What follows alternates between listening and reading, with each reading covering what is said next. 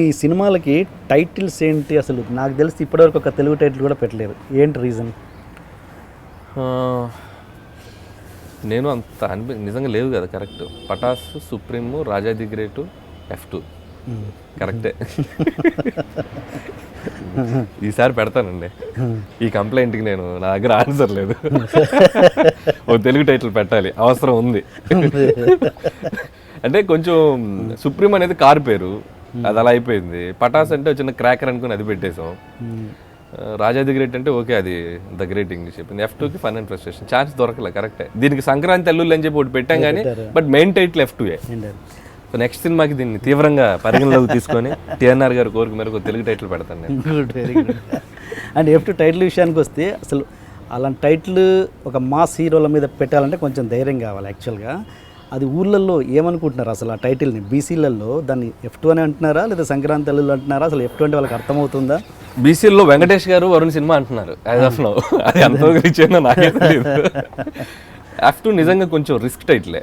అంటే ఏ class centre వరకు okay, social network వరకు ఓకే, బట్ ఫన్ ఫ్రస్ట్రేషన్ అనేది మనకి సినిమా త్రూ అవుట్ ఉండటంతో సినిమా చూసాక చాలా మందికి అర్థమై ఉండొచ్చు. ఫ్రస్ట్రేషన్ అనేది ప్రతి వాడి లైఫ్లో భాగమే కాబట్టి, సో ఆ ఫ్రస్ట్రేషన్ పదం ఎక్కువ వాడుతుంటాం కాబట్టి సినిమా చూసాక చాలా మందికి అర్థమై ఉండొచ్చు టైటిల్.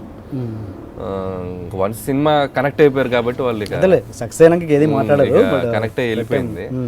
డెఫినెట్గా భయం ఉంది కాబట్టి మేము సంక్రాంతి అల్లుళ్ళు అని చెప్పి టైటిల్ కింద కొంచెం బోల్డ్గా పెట్టాం. సపోజ్ కింద స్టేషన్ వాళ్ళకి అర్థం కాకపోతే అలా అనే చిన్న డౌట్ వచ్చే సంక్రాంతి అల్లుళ్ళు అని పెట్టాం. Okay okay. అండ్ సినిమా ఏంటి కొంచెం ప్రియదర్శన్ స్టైల్లో వెళ్తున్నారేంటి? F2లో ఆల్మోస్ట్ అది అనిపించింది నాకు. అవునా? కరెక్ట్. అది అంటే ఫస్ట్ హాఫ్ వరకు నేను మన తెలుగు నేటివ్ వెళ్ళిపోయాను. కొంచెం మన పర్టికులర్ కొన్ని తెలుగు టైప్ ఆఫ్ కామెడీ వెళ్ళాము జంజాల్ గారి స్టైల్లో ఫస్ట్ హాఫ్ వరకు. సెకండ్ హాఫ్ కొంచెం ప్రియదర్శన్ గారి లాగా క్లైమాక్స్ కానివ్వండి, కొంచెం మైకేల్ మదన్ కామరాజు, సో కొంచెం ఇన్స్పైర్ అయ్యాను నేను. సో నాకు ఎప్పటి నుంచో అలాంటి ఒక గోలగోలగా ఉండే క్లైమాక్స్ చేయాలని నా కోరిక. మనకి పెద్దరికంలో ఉంటుంది అంటే ఒక చైన్ ఉంటుంది, క్యారెక్టర్స్తో ప్లే చేస్తూ ఉంటారు. మనీలో ఉంటుంది, మీకు మనీ క్లైమాక్స్ చేస్తే ఒక బంగ్లాలో నంబర్ ఆఫ్ క్యారెక్టర్స్ మధ్య ప్లే. అలా భాగ్యలక్ష్మి బంపర్ డ్రా ఉంటుంది, ఆయనది ప్రియదర్శన్ గారిది. మాలామాల వీక్లీ తెలుగు తీశారు. వెల్కమ్ హిందీలో మీకు ఒక హౌస్ ఇది ఉంటుంది. సో ఆ టైప్లో ఒకటి చేద్దాం అనిపించి బ్రిడ్జ్ కామెడీ చేసాం. సో అది దేవుడి దేవుల వర్క్ అయింది. సో అట్లా కొంచెం ఆయనది ఇన్స్పైర్ అయ్యింది. అండ్ F2 సీక్వెల్ తీస్తూ ఉంటున్నారు కదా, దానికి టైటిల్ ఏం పెడతారు అప్పుడు? F3. అది F3 ఎలా అవుద్ది అప్పుడు? F3 అంటే ఇంకో F యాడ్ అవుద్ది. ఫన్ ఫ్రస్ట్రేషన్కి ఇంకో F యాడ్ అవుద్ది. ఆ F ఫైట్సా, ఫీలా, ఇంకోట ఫసక్క, ఏ F వస్తుందో తెలియదు, బట్ ఇంకొక F యాడ్ అవుద్ది. మోర్ ఫన్నా, ఇంకేమైనా అవ్వచ్చు. మీరు అంటే మామూలుగా రైటర్గా ఎన్ని సినిమాలు చేశారు ఇప్పటివరకు? అఫీషియల్గా కార్డ్ పడ్డ సినిమాలు అంటే శంఖం, మసాలా, హ్యాపీగా, కందిరీగా. సో ఓన్లీ ఒకటే హిట్ అంతేనా? ఒకటే హిట్. దరువు. ఏంటి దాన్ని అనలైజ్ చేసుకుంటే ఏమనిపిస్తుంది అంటే ఒక రైటర్లోంచి వచ్చిన ఫ్రస్ట్రేషన్లోంచి వచ్చిన డైరెక్టరా మీరు, లేకపోతే రైటర్ అనే ఫన్లో నుంచి ఫ్రస్ట్రేషన్గా మారి డైరెక్టర్ అయ్యా F2?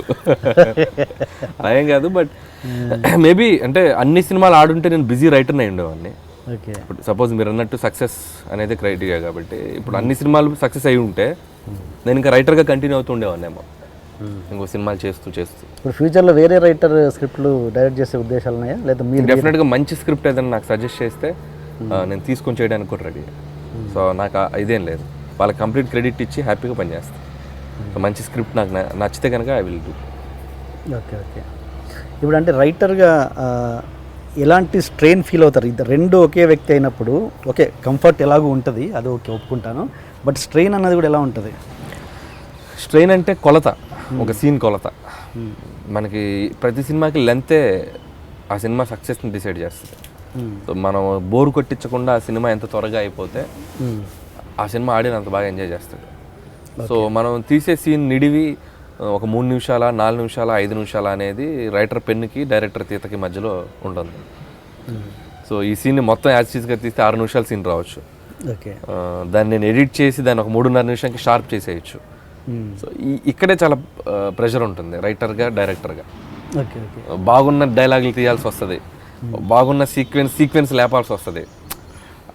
దాన్నప్పుడు కొంచెం బాగా ఇబ్బందిగా అనిపిస్తుంటుంది మనకి. అర్రే మంచి సీన్లు వెళ్ళిపోతున్నాయి, ఆ సీన్ ఉంటే బాగుండేదే, ఈ పంచ్ ఉంటే బాగుండేదే. కానీ అంతే నిర్దాక్షిణ్యంగా డైరెక్టర్గా మనం ఎడిటింగ్ రూమ్లో ఉండగలిగితేనే సక్సెస్ అనేది ఆ చిన్న డిఫరెన్సే అది ఎప్పుడు ఉంటుంది. బట్ నేను దాన్ని కొంచెం బాగా నిర్దాక్షిణ్యంగా ఉంటాను. నేను మా ఎడిటర్ తమిరాజ్ గారికి పోటీగా ఉంటాను నేను ఎడిటింగ్ రూమ్లో. తీయాల్సి వస్తే ఆయనకి ఎదురెళ్తాను నేను, ఆయనే బతిమాలుకుంటాడు కొన్ని, ఉంచుదాం సార్. సో అంత నిర్దాక్షిణ్యంగా ఉంటాను ఎడిటింగ్ రూమ్లో. మీరు నిర్మాతకు ఎంత వేస్టేజ్ ఇచ్చే డైరెక్టర్? మ్యాక్సిమం అంటే బిలో 50 ఉంటుందండి మ్యాక్స్ వేస్టేజ్ అంటే, 50 to 70. అది కొన్ని నా తప్పే కాకుండా కొన్ని ప్లానింగ్లో కూడా జరుగుతూ ఉంటాయి. పర్టికులర్గా నా వల్ల అంటే మ్యాక్స్ 50 దాటుతా వేస్టేజ్ ఎప్పుడు, హోల్ బడ్జెట్లో. 50 అంటే 50 lakhs. 50 lakhs, okay.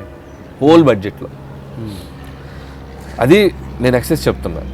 సో నేను ఎందుకంటే ఇప్పుడు F2 చూస్తే 75 daysలో చేసాం. ఈ సినిమాకి మాకు 2 సార్లు అబ్రాడ్ అవడం వల్ల కొంచెం బడ్జెట్ పెరిగింది. ఓకే. ఒకేసారి వెళ్ళుంటే చాలా వరకు ఇంకొక 2-3 కోట్లు తక్కువ చేసి ఉండేవాళ్ళం. Okay okay.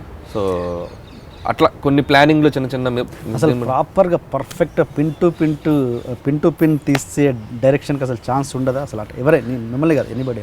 అది మన బడ్జెట్ అనేది కష్టం అండి, కంట్రోల్లో ఉండదు. ఒక్కొక్కసారి ఒక లొకేషన్ మనం ఒకటి అనుకుని పేపర్ మీద వేసుకుంటాం, వాడు ఇవ్వాలిగా, మనం 1,00,000 అనుకుంటాం మన బడ్జెట్. అదోకే నేను అది సీన్స్ కొన్ని అనవసరంగా తీసి అదంటారా? అది 80% పాసిబుల్ అండి. మనకి నా సినిమాకి నేను తీసే రష్ మ్యాక్స్ 2 గంటల 40 నిమిషాలు ఉంటుంది అంతే. రష్, ఫైనల్ రష్ అంటే ఎడిట్ చేస్తే తీసిన సినిమాని 2 గంటల 40 నిమిషాలు, అంతకంటే మించి ఉండదు. ఓకే. సో నేను మహా అయితే 20 నిమిషాలు ఎడిట్ చేస్తాను. సో కాబట్టి స్క్రిప్ట్లోనే మ్యాక్సిమం తక్కువ ఉంటుంది. సో దాన్ని కొంచెం ఎంత తక్కువ చేసుకోవాలనేది చూసుకుంటాను. అంటే 220-225 దాటి వెళ్ళను నేను ఎప్పుడు. 225 లేదా మనం ఒక బాహుబలి అంటే మాస్టర్ క్లాస్ తీస్తే ఒక 2:50-3 గంటల వరకు. కానీ నేను ఆ 2:20-2:25కి. అండ్ ఇంకొకటి, మీరు ప్రతి సినిమాలో ఆర్టిస్ట్కి యాక్ట్ చేసి చూపిస్తారనేది నాకు తెలుసు బాగా. ప్రతి ఆర్టిస్ట్కి చెప్తారా మీరు?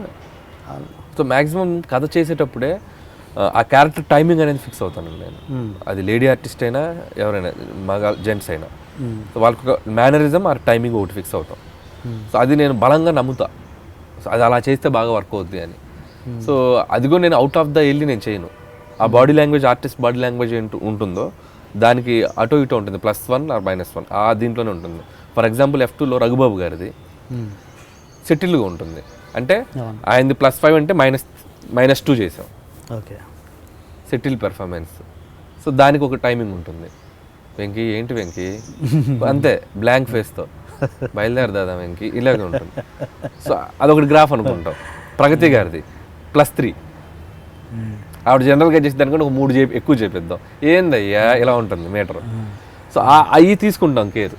సో ఆ బాడీ లాంగ్వేజ్ ఎలా చేస్తే బాగుంటుంది ఏంటి. కానీ ఇలా డైరెక్టర్ మొత్తం అందరికి ఆర్టిస్ట్కి యాక్ట్ చేసి చూపించడం వల్ల ఒక ప్రమాదం ఉంది కదా, మొత్తం సినిమా అంతా అనిల్ రావు ఇప్పుడే కనపడతాడు. లేదుగా, మీకు F2 చూసినప్పుడు అలా అనిపించిందా? అనిపించలేదు. బట్ అలాంటి ప్రమాదం ఉందంటే అందరూ ఒకలా చేస్తే ప్రమాదం ఉంటుంది, అందరూ డిఫరెంట్గా చేస్తే ప్రమాదం ఉండదుగా. నేను అదే అంటుంది, నేను ప్రగతి గారికి చేస్తే నేను ప్రగతి గారిదే +- చేస్తున్నాను, కానీ రఘుబాబు గారి తెచ్చి ప్రగతి గారికి నేను పెట్టట్లేదు.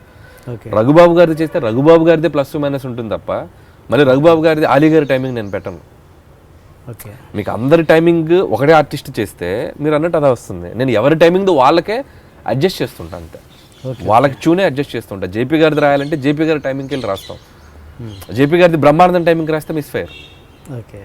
సో అలా వాళ్ళ టైమింగ్ ఏదో పట్టుకొని దానికే రాయాలి. మళ్ళీ నా టైమింగ్ అందరి మీద రుద్దిన ప్రమాదం. మీరు అన్నట్టు అందరూ ఒకలా కనపడతారు, అందరూ ఒకలా మాట్లాడతారు, అందరి డిక్షన్ ఒకలా ఉంటుంది. ఓకే. నేనే ఒకటి ఫిక్స్ అయ్యి అందరికి ఒకటి ఫిక్స్ చేస్తాను. సో అది నేను అసలు ఎప్పుడు మీరు ఏ సినిమాలో చూసుకోండి, 4 సినిమాల్లో అది ఎక్కడ జరగదు. ఓకే. ఓకే. పర్టికులర్ క్యారెక్టర్కి పర్టికులర్ టైమింగ్ వాళ్ళ దానికి తగ్గట్టు సెట్ చేస్తాను. ఓకే. ఓకే.